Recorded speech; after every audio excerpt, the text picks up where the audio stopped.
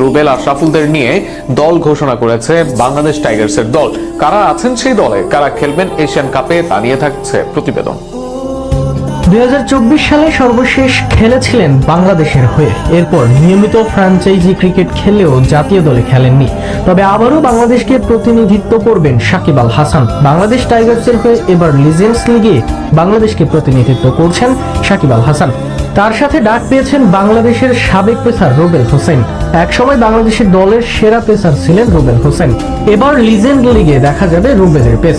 Legend Asian কাপে বাংলাদেশের হয়ে খেলবেন। কিছুদিন আগেও ক্রিকেট খেলা অনেকে। এছাড়া বাংলাদেশের প্রথম সুপারস্টার মোহাম্মদ আশরাফুল খেলবেন এই লিগে। আন্তর্জাতিক ক্রিকেটে বাংলাদেশের হয়ে সেঞ্চুরি ও হ্যাটট্রিক করা সাবেক ক্রিকেটার অলোক কাপালিকেও দেখা যাবে এই লিজেন্ডস লিগে। থাকবেন জাতীয় দলের সাবেক তারকা নাঈম ইসলাম, যিনি আলোচিত ও পরিচিত ছক্কা নাঈম হিসেবেই। লিজেন্ড লিগে খেলবেন আরেক পেসার শফিউল ইসলাম, যিনিও দীর্ঘদিন খেলছেন বাংলাদেশ।